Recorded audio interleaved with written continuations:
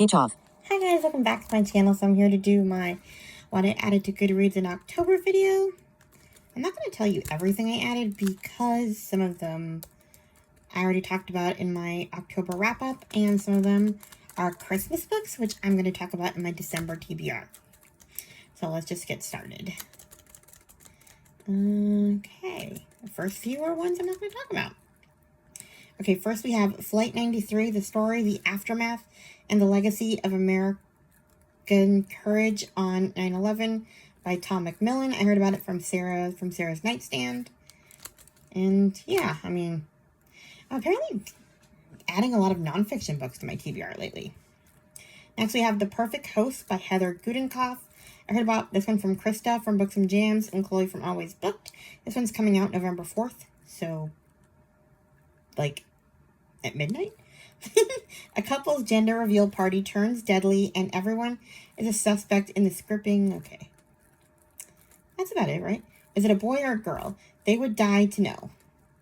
Madeline and Wes Drake have invited 200 of their closest friends and family to their sprawling horse ranch for the most anticipated event of the year.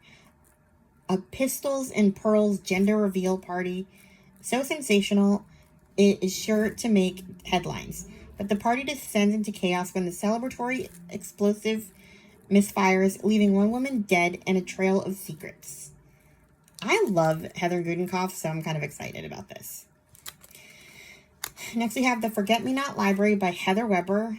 I heard about this one from Krista and Chloe as well. They both talked about it in their released videos. A detour, a chance encounter. Two women who alter the pages of each other's story. Juliet Nightingale is lucky to be alive. Months after a freak accident involving lightning, she's fully recovered but is left feeling that something is missing from her life, something big. Impulsively, she decides to take a solo summer road trip, hoping that the journey will lead her down a path that will help her discover exactly what it is that she's searching for. Newly single mother Tallulah Bird Mayfield is hanging by a thread after her neat, tidy world is completely undone when her husband decides that their marriage was over. In the aftermath of the breakup, she and her two daughters move in with her 80-year-old grandfather. Tallulah starts a new job at the Forget-Me-Not Library, where old treasured memories can be found within the books, and where Lou must learn to adapt to the many changes thrown her way. When a road detour leads Juliet to Forget-Me-Not, Alabama, and straight into Tallulah's life, the two women soon discover there's magic in between the pages of where you've been and where you still need to go.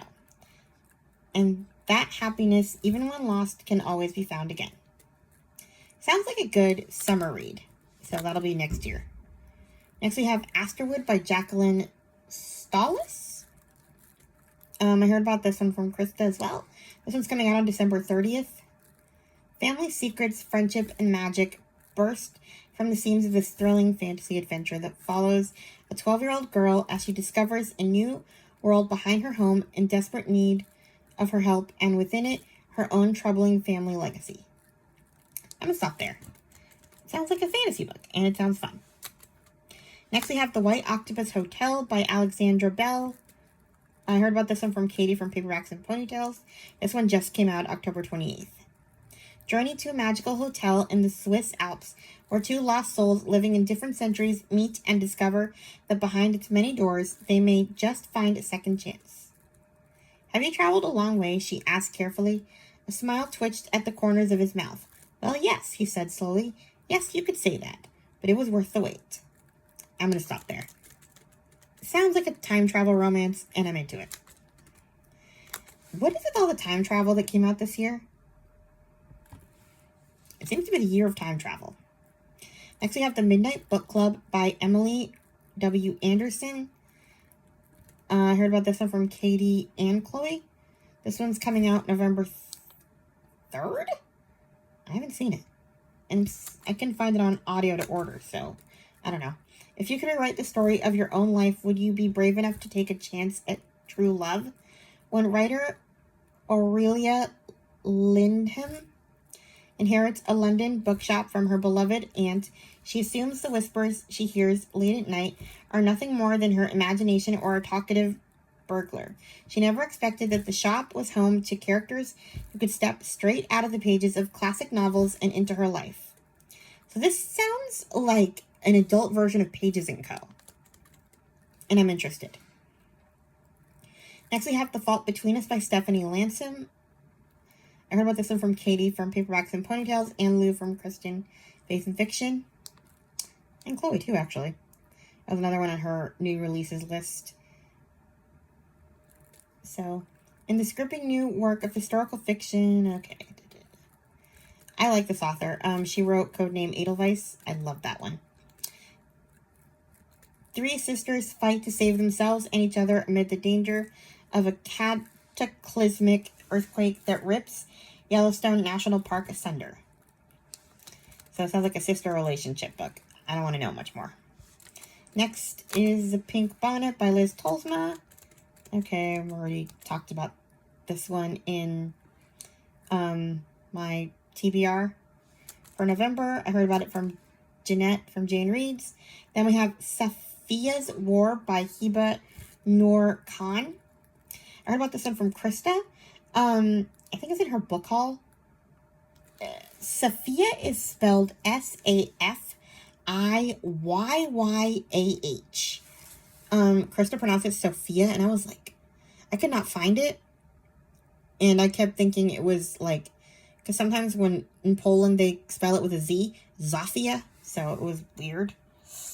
Ugh, my back hurts. Anyway, it's middle grade historical fiction. Safiya's War has the soul of a classic and the urgency of a story for our time. A tale of tolerance, unthinkable bravery, and heart-and-mouth true events. Okay, why are we reading this part? Okay, this is a review. I accidentally pasted all the reviews instead of the... Oh, okay. War comes to the streets of Paris, and Safiya's life changes forever. Her best friend's family have fled, and the bombing makes her afraid to leave the mosque where she lives.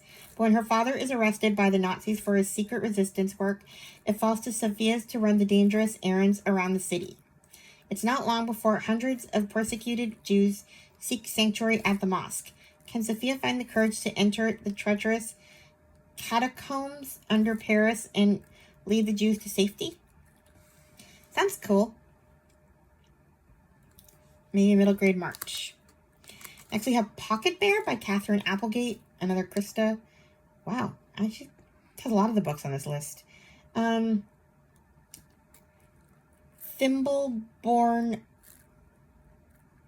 from tip to toe, Pocket Bear remembers every moment of his becoming. The glimmering needle, the silken thread, the tender hands, as each careful stitch brought him closer to himself. Born during the throes of World War II, he was designed to fit into the pocket of a soldier's jacket, eyes sewn a bit higher than normal so that he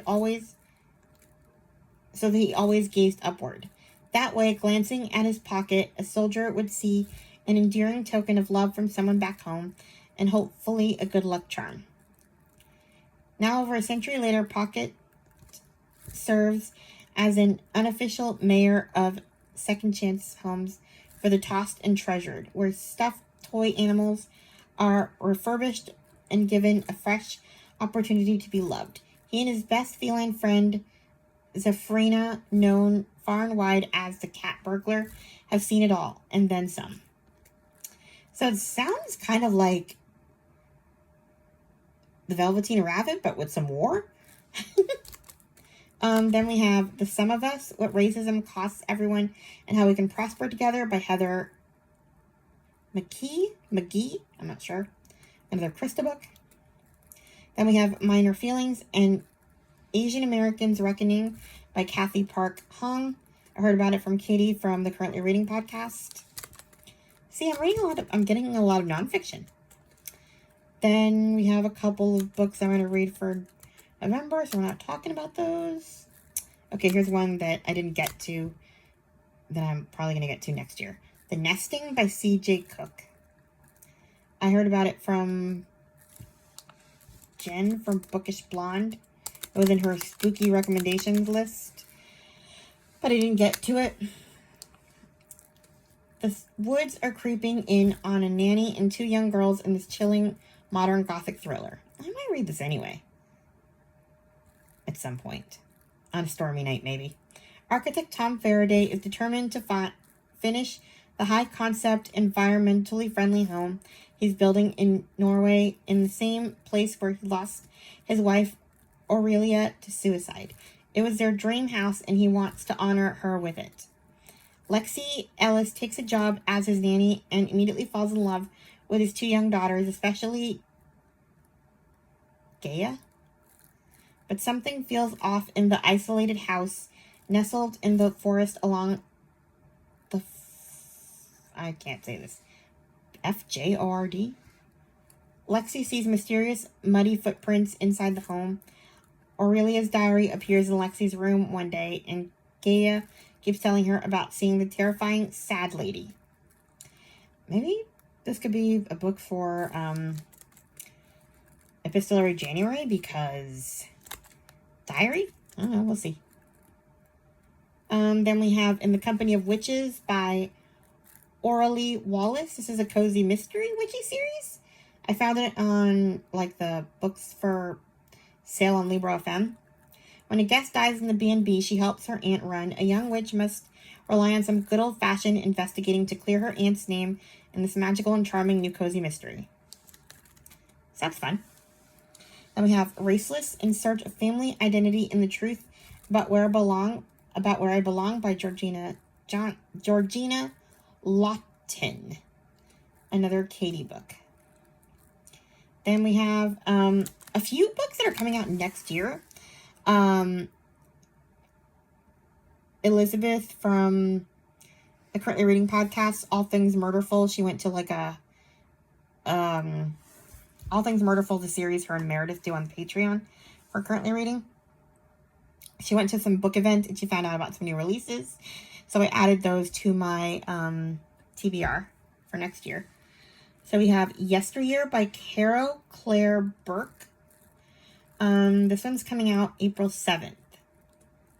A traditional American woman, a beautiful wife and mother who sells her pioneer lifestyle of raw milk and farm fresh eggs to her millions of social media followers, suddenly awakens cold, filthy, and terrified in the brutal reality of 1805, where she must unravel whether this living nightmare is an elaborate hoax, a twisted reality show, or something far more sinister. So basically, she's like, they call it like a trad wife, where you're like selling like the traditional lifestyle while you're, on TikTok while you're actually living rich. And people think you're like some 1850s housewife. Like, they don't realize what's behind the TikTok. And so I guess somebody with a magical twisted sense of humor is sending her to live the real life. So, yeah, sounds good. Then we have Lady Tremaine by Rachel Hockhauser. This one's coming out March 3rd. Basically, this is the reimagining of Cinderella through Lady Tremaine's eyes. A breathtaking reimagining is told through the eyes of its iconic evil stepmother, revealing a propulsive love story about the lengths a mother will go for her children.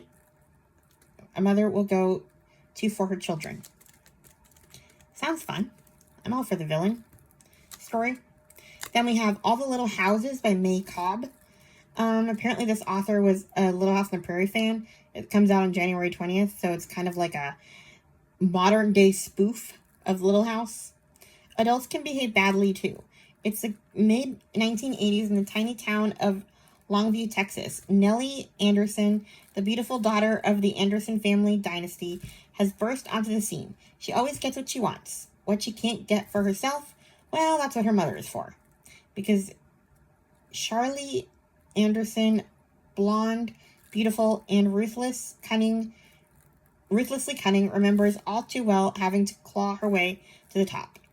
I'm assuming this is based on the TV show, it sounds like, so this is like Nellie Olson and her mother. When she comes of age on the poor side of East Texas, she was a loser, an outcast, humiliated, and shunned by the in-crowd, whose approval she'd she so desperately thirsted for. When a prairie-kissed family moved to town, all trad wife, woodworking dad, wholesome daughter vibes, Charlie's entire self-made social empire threatens to crumble. Who will be left standing when the dust settles? Sounds... I could either love this or hate this. I think this is my last book. Over My Dead Body by Maz Evans. This one was already out. When the misanthropic Dr. Miriam Price wakes up dead, her day has only just started to go wrong. With everyone mistakenly thinking she killed herself, she's condemned to half a century in limbo as a death by misadventure unless she can prove that she was murdered. Unable to communicate with anyone living, Miriam's investigative options look decidedly limited. But she soon realizes that Winnie, her elderly next-door neighbor and mortal enemy, can see, hear, and talk to her. The good news for Miriam is that the dying can interact with the dead. The bad news for Winnie is that if she can see Miriam, she hasn't got long to live. Now this unlikely detective duo must work together to solve Miriam's murder and maybe avert Winnie's death before time runs out for them both. And before they kill each other first. So yeah, sounds like fun. It's everything I have for October. We'll see what I get for November. Please like, comment, and subscribe, and I'll talk to you guys in my next video. Bye. Speech on. Stop recording video.